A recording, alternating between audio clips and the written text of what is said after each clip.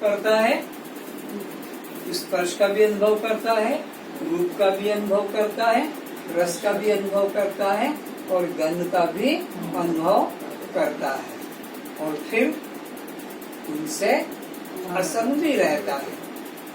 तो इस तरह से मैं आत्मा सब इंद्रियों के और मन के साथ रहकर भी किसी में आसक्त नहीं होता। जागृत स्वप्न सुषुप्ति आदि प्रपंच यद प्रकाशते तद ब्रह्ममिति ज्ञात्वा सर्वबंधेः प्रमुच्यते। तो उस ब्रह्म को खोजने के लिए कहीं जाना नहीं, बल्कि जिसकी शक्ति पाकर ये तुम्हारी जागृत अवस्था, स्वप्न अवस्था, सुषुप्ति अवस्था, मूर्छा अवस्था, ध्यान अवस्था और समाधि अवस्था, ये 6 अवस्थाएं जो बुद्धि की अलग अलग है, ये जो जान रहा है, जिसके सामने जागृत आया चला गया, स्वप्न आया चला गया, सुषुप्ति आई और दूसरे दिन कल की जागृत की भी बात याद करके बता दी, स्वप्न जो देखा वो भी याद करके बता दिया और सुषुप्ति में जो अज्ञान आनंद का अनुभव किया उसको भी बता दिया और फिर जो बेहोश हुआ उसको भी बता दिया और ध्यान समाधि हुआ बता दिया। तो ये 6 अवस्थाएं अपना आती है जाती है, ये जिसके सामने आकर चली जाती है। जैसे रेलवे गार्ड रेलवे स्टेशन पर उसके सामने अलग अलग ट्रेन आकर और चली जाती, जिनमें 5 ट्रेन 10 ट्रेन, वो वहीं अपनी जगह पर खड़ा है या झंडी भी लाल हरी दिखा देता है वो सारी ट्रेनों को। तो जैसे ट्रेन आकर निकल जाती है, इसी प्रकार ये अवस्थाएं भी मेरे सामने से आकर चली जाती है। तो वो जो देखने वाला है वो परमात्मा है और वो मैं हूँ, जिसके सामने ये 6 अवस्थाएं गुजरती है। जब जीव इस बात को जानता है कि जागृत स्वप्न सुषुप्ति तथा ध्यान समाधि मूर्छा अवस्था में जो माइक प्रपंच दिखाई देते हैं, उसका जो साक्षी है वह ब्रह्म है, वह मैं हूँ। किसका साक्षी है? जो ये अवस्थाओं में जो प्रपंच व्यवहार दिखाई पड़ता है उसका साक्षी परमात्मा मैं हूँ। जिसके सामने ये सारा संसार प्रपंच दिखाई पड़ता है तो साक्षी परमात्मा मैं हूँ। ऐसा जानने वाला सब बंधनों से छूट जीवन मुक्ति को प्राप्त करता है। अब क्या करना है इसमें बोलो? इसमें क्या करना है तुम्हें मुक्ति पाने के लिए? कुछ नहीं करना है, केवल कि मैं जानने वाला हूँ, ये अवस्थाएं आती है जाती है, इतना निश्चय करने वाला सब बंधनों से। न योग करना है, न यज्ञ करना है, न तप करना है, न जप करना है, न पूजा पाठ करने को कहा कि वेद मंत्र है जागृत स्वप्न सुषुप्ति आदि प्रपंच यद प्रकाशते।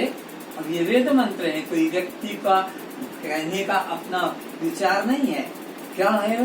बोले जिसके द्वारा जागृत स्वप्न सुषुप्ति आदि प्रपंच यद प्रकाशते तद ब्रह्मामिति ज्ञात्वा, वो ब्रह्म मैं हूँ ऐसा जो जानता है, ज्ञात्वा अपने को जान लेता है, वो सारे बंधनों से छूट जाता। तो जानने की बात आई है, करने की बात कुछ नहीं आई है, क्योंकि यहाँ करने का काम ही नहीं है। आत्मा में करने का कोई गुंजाइश ही नहीं है। करना धर्म आत्मा का नहीं, आत्मा केवल जानने में साक्षी मात्र है। अहो अहम नमः मह्यम दक्षः न अस्ति इह मत्समः असंपृश्य शरीरेण येन विश्वम चिरं धृतम्। जनक जी कहते हैं, इस संसार में मेरे समान कौन भाग्यशाली होगा, क्योंकि शरीर में रहकर भी शरीर से पृथक अशरीरी रूप से रहते हुए भी यह जगत को अनादिकाल से धारण किए हुए हूँ। फिर से जनक जी कहते हैं, इस संसार में मेरे समान कौन भाग्यशाली होगा। ये तुम्हें अपने पे सोचना है।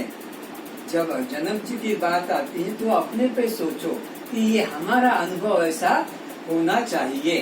तो हमारा जीवन धन्य है कि हमने ठीक से श्रवण किया है। तो जनक जी कह रहे हैं, फिर से पढ़ो।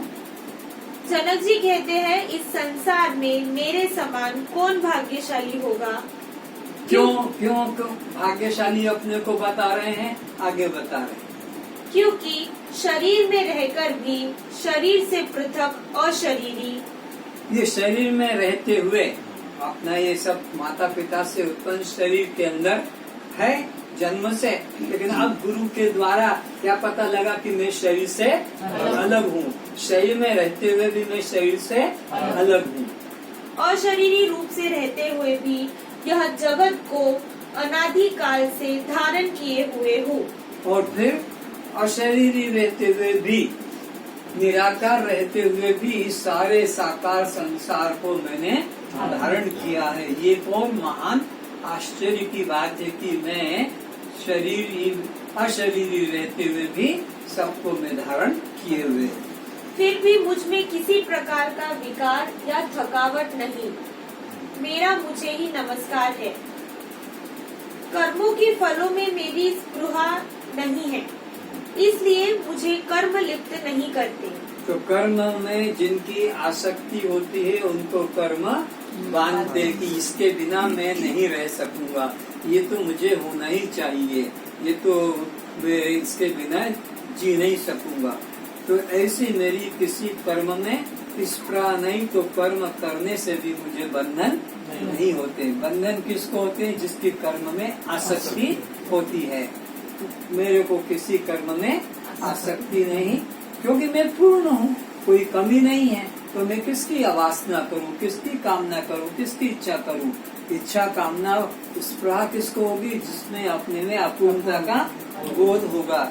जो अपने को देह इंद्रिय वाला शरीर मानेगा वो तो अपूर्ण है, उसकी कभी पूर्ति मरते तक भी नहीं होगी। लेकिन मैं तो अपने को आत्म रूप से जान लिया, तो अब मेरे को किसी प्रकार के कर्म से बंधन नहीं, क्योंकि मेरी आसक्ति नहीं। कर्म बंधन रूप नहीं है, किंतु कर्मों में मैं करता हूँ, यह भाव बंधन रूप है। क्या कहा? कर्म बंधन रूप नहीं, किंतु कर्म में मैं करता हूँ। ये भाव जिसको आ गया, बस अपने आप उसने फांसी गले में डाल दी, अपने आप डाल दिया। कोई उसको कह नहीं रहा है। काम तो हो ही रहा था, कर्म तो हो ही रहा, प्रकृति के द्वारा, पंचभूतों के द्वारा, 3 गुणों के द्वारा कर्म तो हो रहा है। 5 कर्मेंद्रियों के द्वारा, 5 ज्ञानेंद्रियों के द्वारा, प्राण के द्वारा हो ही रहा है। लेकिन फिर भी मैंने ये किया, बस ये बस भाव आया कि तुमने बंधन स्वीकार कर लिया। इस प्रकार जो अपने आत्म स्वरूप को यथार्थ से अकर्ता अभोक्ता जान लेता है, वह कर्मों के होने पर भी कर्मों से व उनके फल से नहीं बंधता है। क्या बोला? कर्मों से नहीं बनता है। कौन?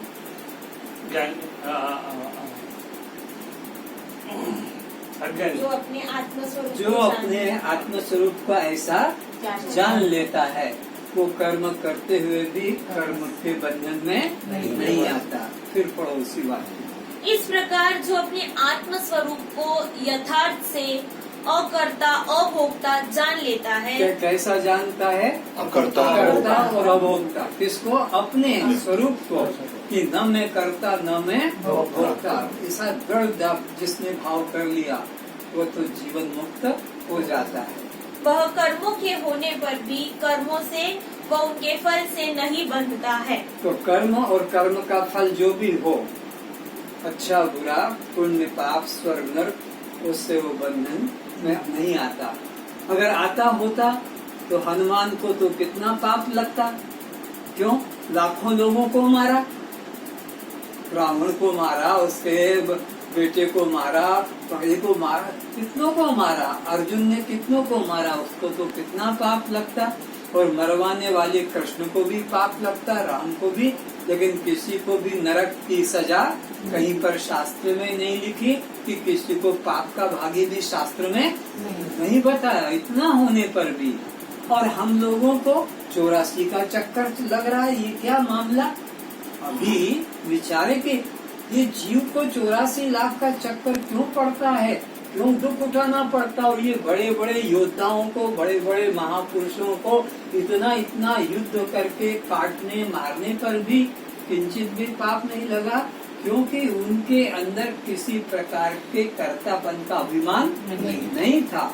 और हमारे मन में छोटा से छोटा भी कोई काम होगा तो मैंने किया, मैं कर रही हूँ, बस यही तुम्हारे बंधन का कारण हो जाए। छोटा से छोटा झाड़ू लगाने का हो, कि बर्तन मारने का हो, कि भोजन करने का भी हो, कि कहीं कुछ देने लेने का हो, बस कर्तापन जुड़ के तुम्हारे सब काम कर्तापन जुड़ के होते हैं। चाहे वो चप्पल पहनने का हो कि कपड़े सुखाने का हो, बस ये कर्तापन का भाव जुड़ेगा, बंधन हो जाएगा।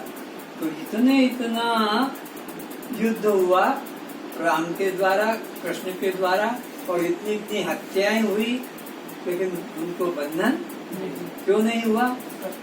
उनके मन में कर्तापन का, बस ये टेक्निक मालूम पड़ गई, ये सूत्र मालूम पड़ गया, तो तुम्हारा जीवन भी इसी प्रकार जीवन मुक्त हो जाएगा। पर कब? जब देह इंद्रिय के कर्मों में से कर्तापन को खींच लोगे। मैं कर्ता नहीं, मैं तो केवल साक्षी आत्मा।